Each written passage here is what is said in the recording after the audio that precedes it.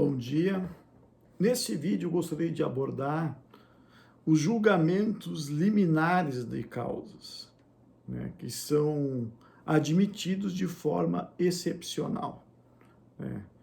A rigor, para que um processo seja válido, tem que haver a citação do réu, em se tratando de processo de conhecimento, ou do executado, no processo de execução. Em outras palavras, a citação é um pressuposto de validade do processo.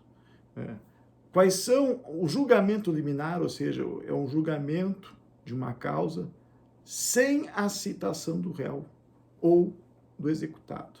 Ou seja, o julgamento liminar é quando uma ação é ajuizada e o juiz julga sem sequer oportunizar a defesa do réu. O CPC em vigor estabelece duas possibilidades de julgamentos liminares, que são o indeferimento da petição inicial e a improcedência liminar do pedido.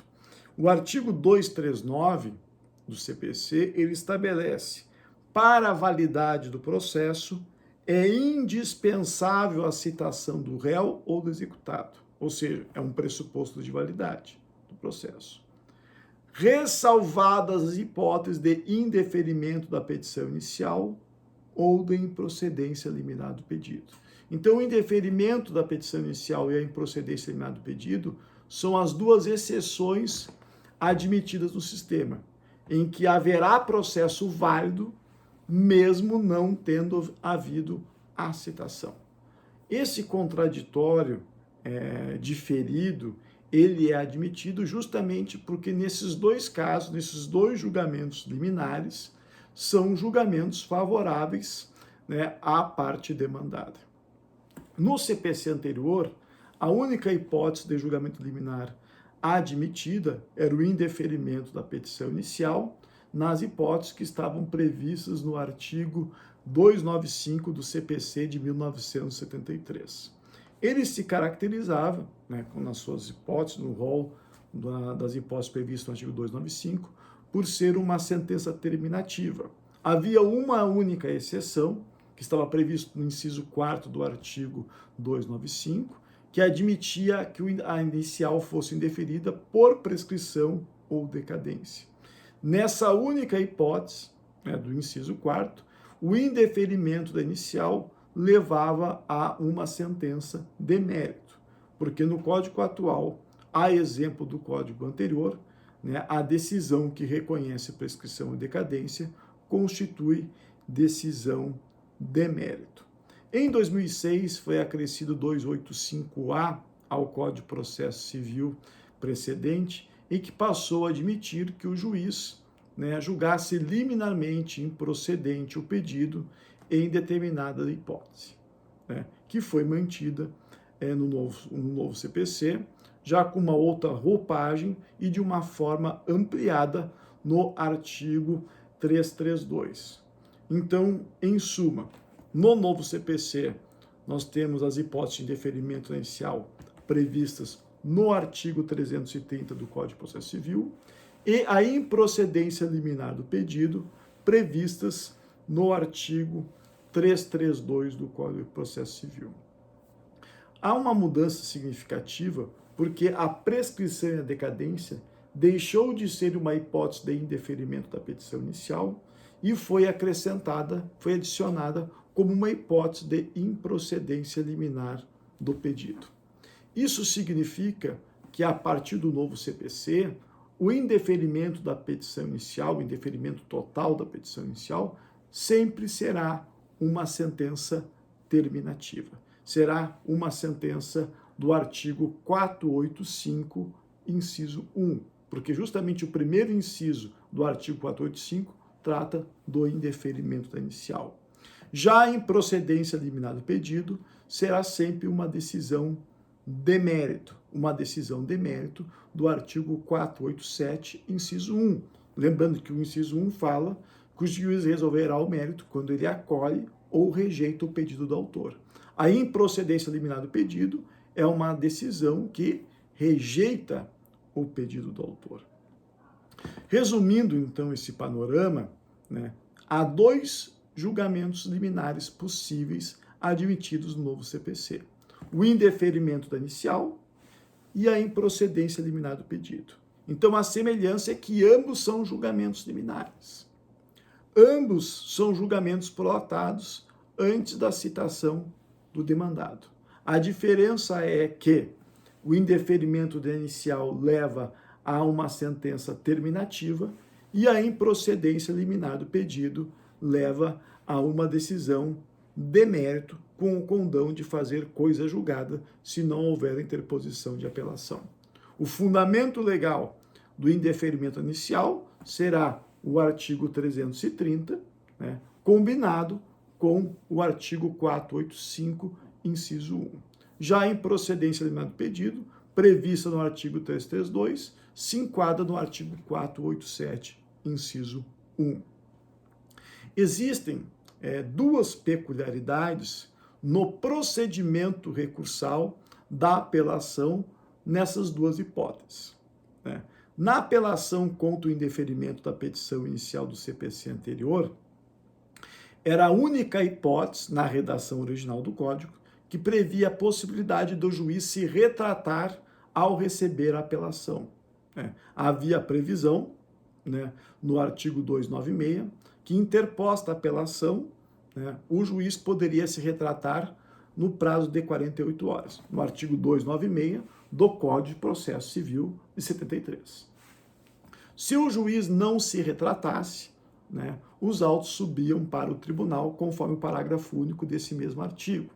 Ou seja, havia 2 peculiaridades. Primeira, o juiz poderia se retratar em 48 horas. E segundo, não havia contrarrazões, não se oportunizava contrarrazões para o réu se o juiz indeferisse a inicial. Na realidade, haveria a relação jurídica processual só era angularizada se porventura o Tribunal de Justiça ou o TRF, o Tribunal de Segundo Grau, desse provimento à apelação, de maneira que o processo retornasse ao primeiro grau para que tivesse continuidade. Nesse caso, o réu seria citado para oferecer contestação. Pois bem, então as 2 peculiaridades da apelação contra o indeferimento inicial eram esses. A possibilidade do juiz se retratar em 48 horas e não havia previsão de contrarrazões. Quando foi acrescido o artigo 285A, também foram incluídas características próprias para apelação contra a sentença de improcedência liminar do pedido. Foi instituído também a possibilidade do juiz se retratar na apelação contra a sentença proferida com base no 285A. O juiz poderia se retratar no prazo de 5 dias e, ao contrário da apelação contra o indeferimento da inicial, havia a previsão de citação do réu para oferecer contrarrazões, ou seja, se dava ao réu a chance de defender a sentença de mérito que lhe era favorável, o que, a meu ver, foi uma escolha adequada, apropriada do legislador, né, esse prestígio ao contraditório, e dá a chance do réu influenciar na decisão, defender uma decisão que era favorável, né, a ele, uma decisão de mérito com a possibilidade de fazer coisa julgada. Então, se nós compararmos a apelação do 285A com a apelação contra o indeferimento da inicial do CPC anterior, ambos previam a possibilidade do juiz se retratar, mas na apelação contra o deferimento inicial o prazo era de 48 horas e na apelação 285A o prazo era de 5 dias. Na apelação contra o deferimento inicial não havia contrarrazões, o réu não era citado, o réu não tinha conhecimento formal da sentença, tampouco da apelação do autor. Já na apelação 285A havia citação do réu para que tivesse a possibilidade de oferecer contrarrazões e, dessa forma, defender a sentença de mérito que lhe era favorável. Por que eu digo isso? Porque o modelo, né, que foi, digamos, que pautou o novo CPC, foi esse procedimento da apelação do 285A, que foi acrescida em 2006 no CPC anterior.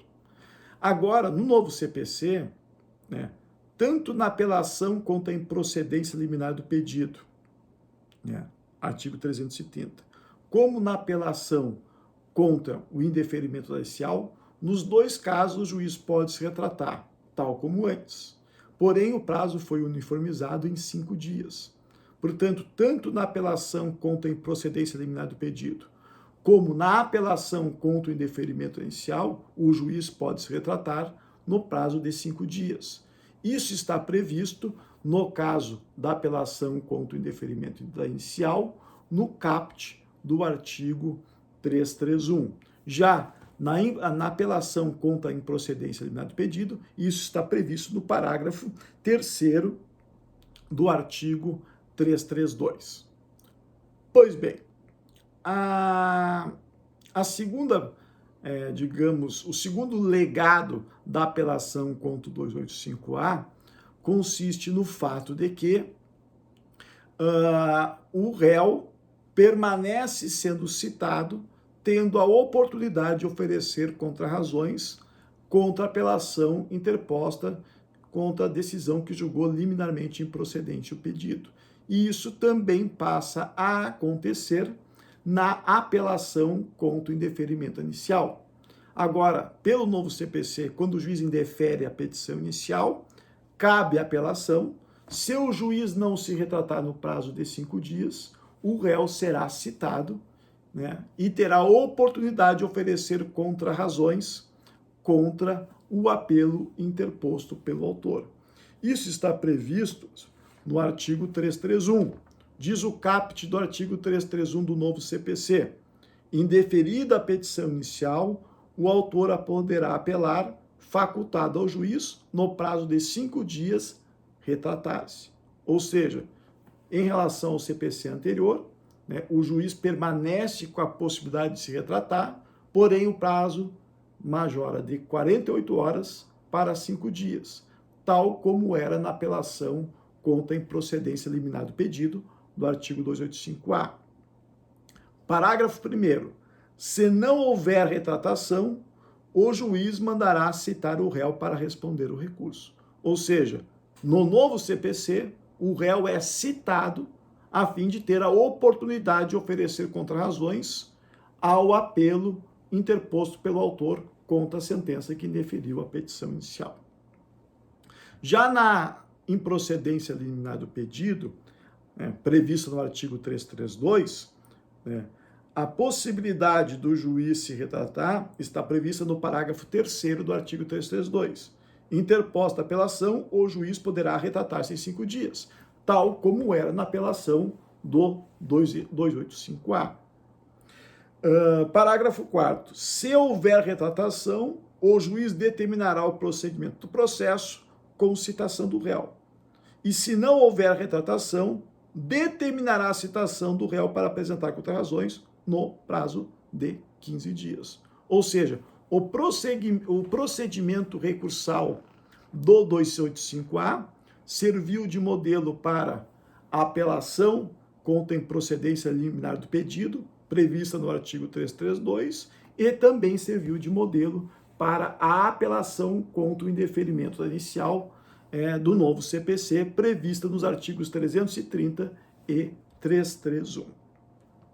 Para finalizar, uma novidade do Código foi o acréscimo do parágrafo 7º ao artigo 485. Lembrando que o artigo 485, ele estabelece os casos em que a sentença será terminativa. Ao final, depois de 6 parágrafos, foi acrescido um parágrafo 7º que diz o seguinte: interposta a apelação em qualquer dos casos que tratam os incisos desse artigo, o juiz terá 5 dias para retratar-se. Isso significa que agora não existe apenas a possibilidade do juiz se retratar em casos de apelação contra o indeferimento da inicial ou contra a improcedência liminar do pedido, porque esse parágrafo 7º do artigo 485 diz que em todos os casos do artigo 485, se for uma sentença, a apelação permitirá que o juiz se retrate. Então, o que antes era excepcional, a retratação do juiz da sentença, passa a haver uma ordinarização dessa possibilidade. Porque sempre que a sentença for terminativa e houver a interposição de apelação, o juiz poderá se retratar no prazo de 5 dias. Daí porque, se o indeferimento da inicial está no inciso 1 do artigo 485, não haveria necessidade, né, da parte final do artigo 331, que trata da apelação contra o indeferimento inicial, que diz: indeferida a inicial, o autor poderá apelar, facultado ao juiz no prazo de 5 dias retratar-se. Ora, se o indeferimento inicial está no inciso 1 do artigo 485, e o parágrafo 7º diz que se aplica a todos os casos do artigo 485, não precisaria da parte final do artigo 331 me dizer que o juiz pode se retratar em 5 dias. Porque sempre que a sentença for terminativa e houver interposição de apelação, o juiz pode se retratar. Não apenas no caso de indeferimento inicial, mas como de qualquer outra das hipóteses. Em conclusão, sempre que a sentença for terminativa, ou seja, sempre que a sentença não resolver o mérito da causa e houver interposição de apelação, o juiz pode se retratar em 5 dias, ou seja, ele pode voltar atrás na sua decisão, né, a fim de dar prosseguimento à ação, né, e resolver o mérito da causa. Então, não apenas no indeferimento da inicial, pode o juiz se retratar em 5 dias. Em toda e qualquer sentença terminativa apelada, o juiz pode se retratar por força do parágrafo 7º do artigo 485. Quando for uma sentença de mérito, uma sentença do artigo 487, o juiz não pode se retratar.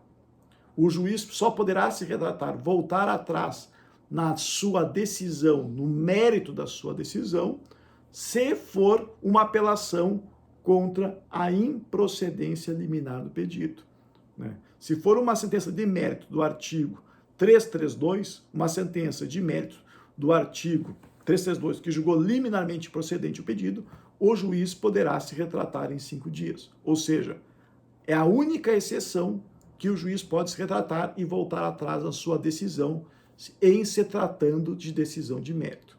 É claro que eu não estou falando aqui, né, da possibilidade do juiz, por meio de efeitos integrativos, completar a sentença, né, se houver interposição de embargos de declaração, ou até mesmo mediante correção de erro material. Estou falando da possibilidade do juiz alterar o mérito do que ele decidiu. Se for uma decisão definitiva, isso só é possível nos casos de apelação contra a improcedência liminar do pedido, conforme previsto no parágrafo 3º do artigo 332. Muito obrigado.